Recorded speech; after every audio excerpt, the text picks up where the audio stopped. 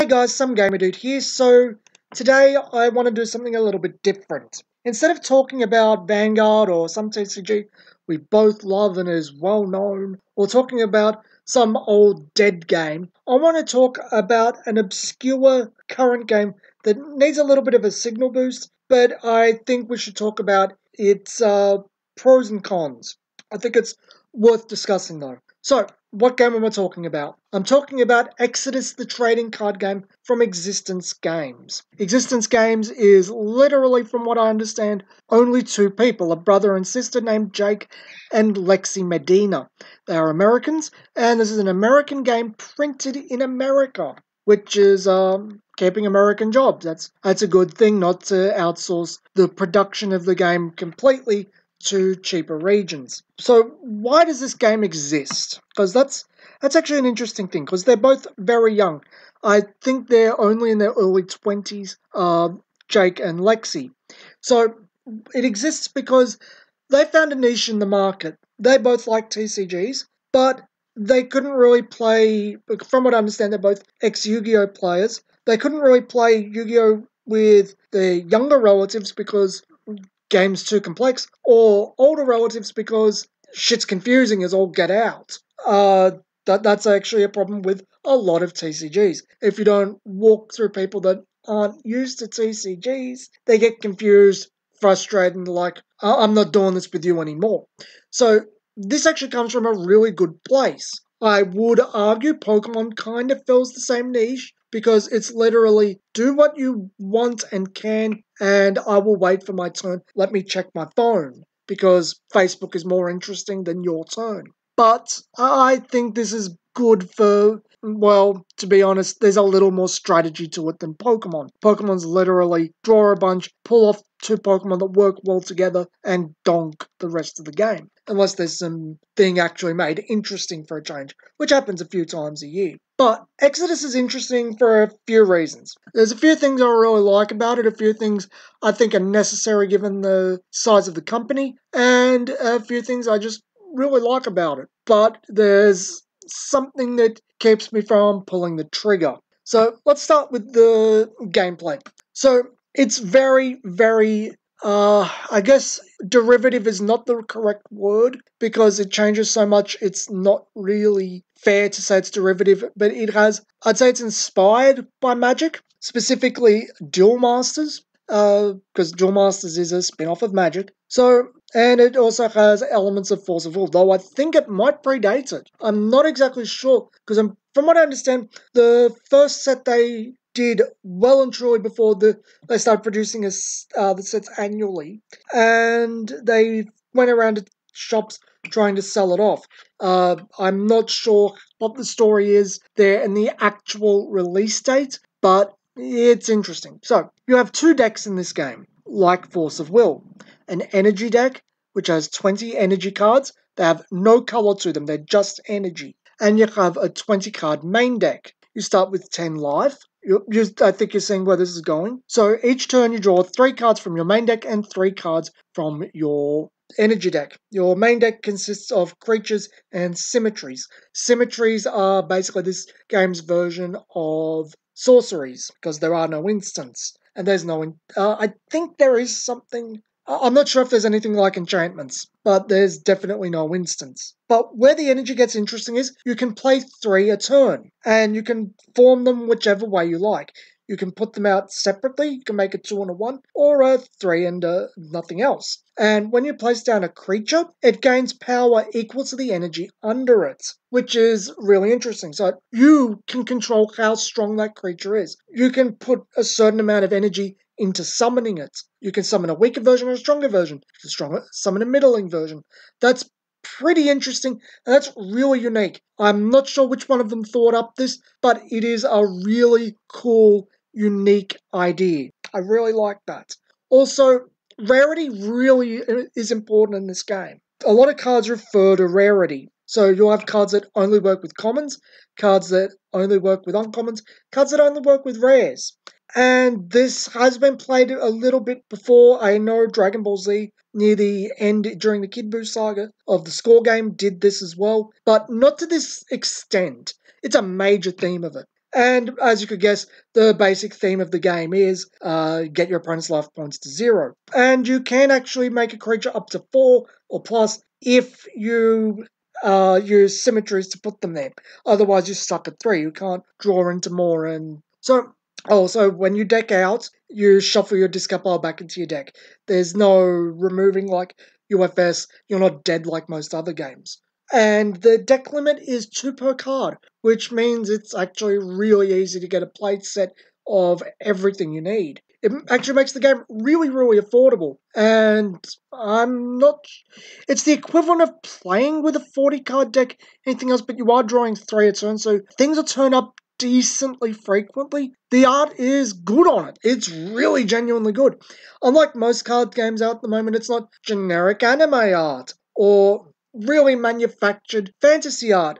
It's got a lot of character to it. I would say, I don't think there's anything else in the TCG market right now that has as much character as this. It's like a cleaner version of the way Magic the Gathering used to be, mixed with a whole lot of Vanguard's better influence. It's a really unique look. It's really striking. The borders are really nice. Everything's borderless, so you got that going for you if you like borderless. And they do parallel rarity sets, so you can get foils of common, rare, uncommon. Well, I don't think you can get a common foil, but I know you can get uncommon, rare, and secret rare as foil. Now, where does this go from here? Because this sounds all well and great. It's got a really unique mechanic. It looks gorgeous. Where are the problems? Well, honestly, as an international buyer, the easiest way to get the game is to order it from them specifically. Now, they don't charge post, so it's not expensive, but it does mean you're going to have to ask other people to do the same or lend out decks to actually play the game. Second off, and this might bother a lot of people, as far as I know, all common creatures do not have effects. And I don't think the uncommons as a general rule do either. This would piss off a lot of people because it makes the game feel very vanilla. And do you want to do something? Hope you got a rare. Fill your deck up with rares to do things. Now, it does have a lot of archetyping so that things become more useful, even if they don't have effects, so there's a lot of synergy there. So I don't think it's the worst thing in the world, but granted, I haven't deck built and haven't played. This is just looking at it, it seems a bit on the dull side because of it. Next up, I don't think this has actually upset anyone, but it's worth mentioning. They only do sets annually, once a year. And the first and third sets are decks. 2 decks each year. So year 1 has 2 decks, year 3 has 2 decks, year 2 and year 4 have a set. Without the constant influx of cards, I could see people getting a little bit bored. I see that happen with TCGs a lot, especially if the new set doesn't change the meta very much. People just go, I'm bored. But I do have to admit, with cards only being limit 2 in the deck, you can kind of get everything very easily and basically play everything. I mean, if you put a decent amount of money in it, you're going to get play sets of everything, and you only need to buy 2 of each of the decks. And because it's only once a year, the pain doesn't hurt. And I will give them the credit for this.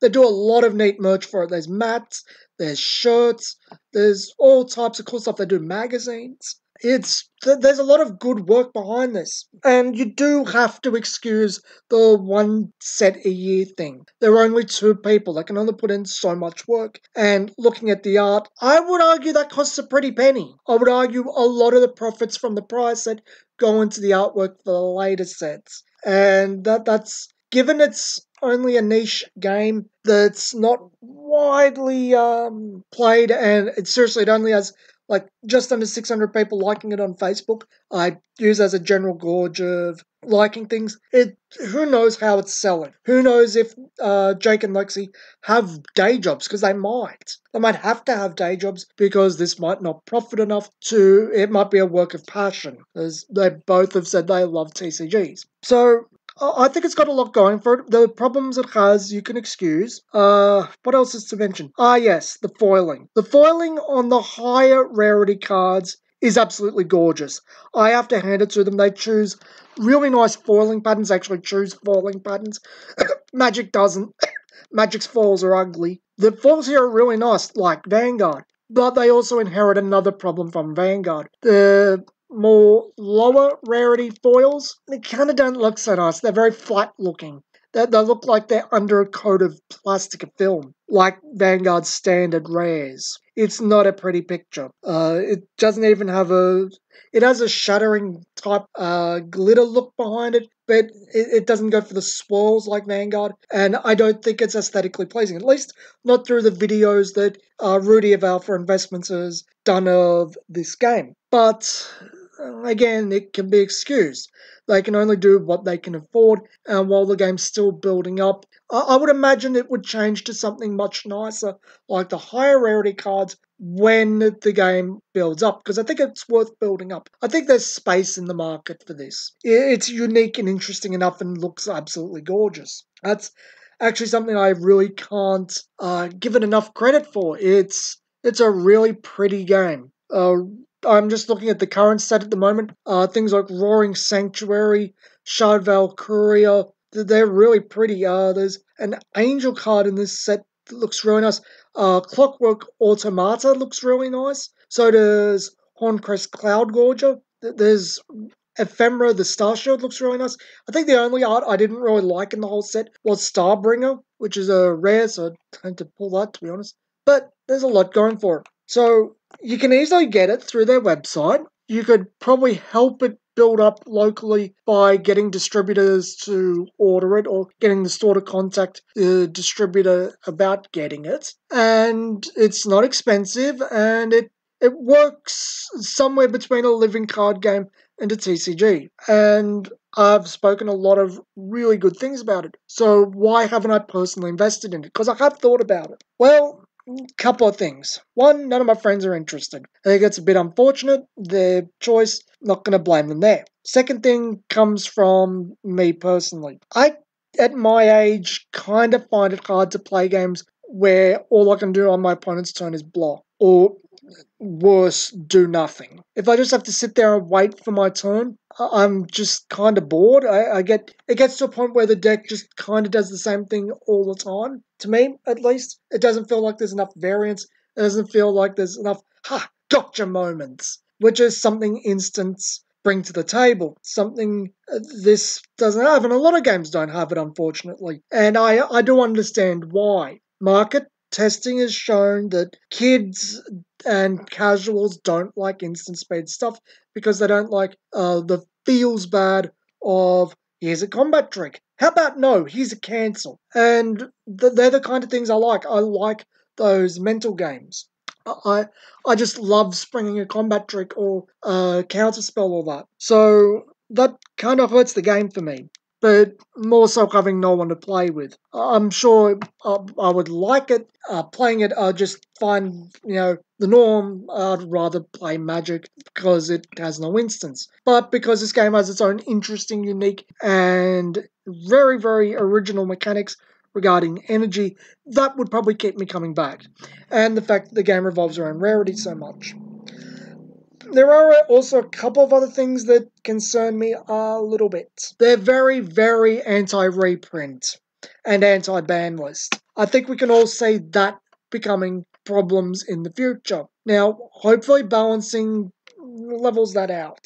I think these Jake and Lexi have enough upstairs to actually playtest stuff and get things working well. And the sets aren't so huge you can't playtest. I mean, set 4 is only 88 individual cards. Sets 1 and 2 and 3, I'm just bringing them up. Here's set Crystal Forge, that's set 3, 21 cards. So set 2 only introduced 42 cards, and looking at those, how many of those don't have effects? How many don't? So we can shrink it down. So let's say about 16 don't even have effects. So that brings 42 down to 26? Yeah. So I'm pretty sure they can balance 26 cards. And set 1, the actual first booster, it only has... Oh, jeez. Why is the computer being so slow? 77 cards.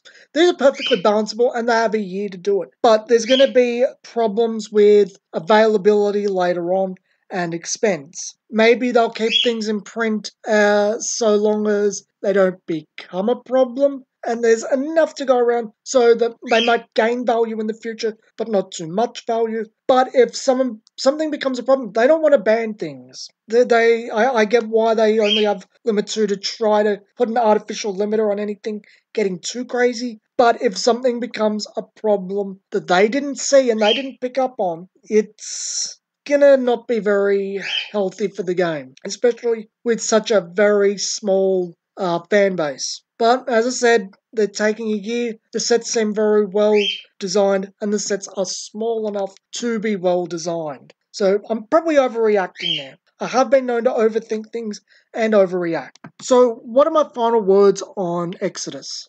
I think for what it's trying to do, it's doing a bang-up job. Given the resources of gaming, this game was not kickstarted. They did this out of their own money.